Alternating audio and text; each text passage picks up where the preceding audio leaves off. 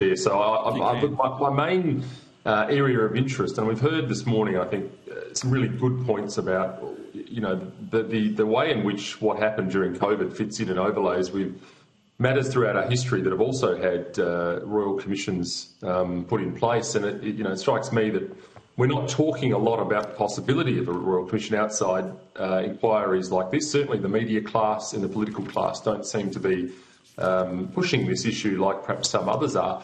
I'm interested in knowing from our speakers today what their views are, really from a very broad axe helicopter view, about what they believe are the reasons why there is seemingly a reluctance across our community to entertain the concept of a royal commission when it's so clearly required. Dr. Prasser. Well, speaking to senators, the answer is politics, isn't it? I mean, everything is politics.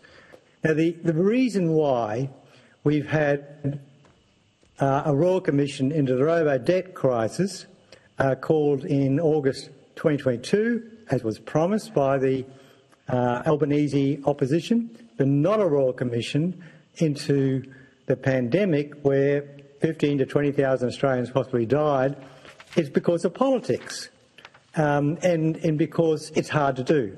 Politics because there were 5 Labor states and territories involved in managing the COVID. And there was a state election, Victorian election last year, and there was Queensland election this year.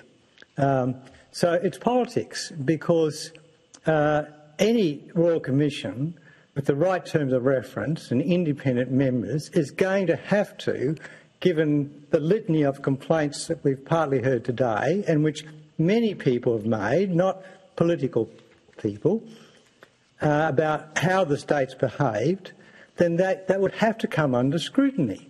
In Queensland, it was absurd that the Chief Medical Officer was telling people to wear a mask in a car. That is not medical advice, or to wear a mask when you're walking around.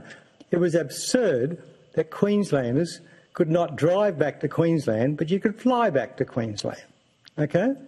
So there's lots of things, and there's the lockdowns, and there's the border closures, which I'm totally opposed to. I think the main reason is the implication of so many of the organs of our society and civil society, the media foremost among them. I mean, speaking to you from Victoria, there was no debate here at all for many, many months about lockdowns and the approach being taken. The media organisations were basically providing cover for the government or supporting the measures being undertaken. I struggle to think of any major civil organisation in this state or in this country that provided an alternative assessment of lockdowns and mandates. So to call for a Royal Commission is, in essence, to admit that something went wrong. And I don't think that those in our society are willing to do that, including the legal fraternity, who were basically silent as we saw the most egregious breaches of our legal rights and freedoms. Civil society groups and so forth who were silent. That's the main reason, unfortunately. Many of these organisations, the media foremost among them, is simply not willing to acknowledge that they played a deleterious role in that period of our history. Okay.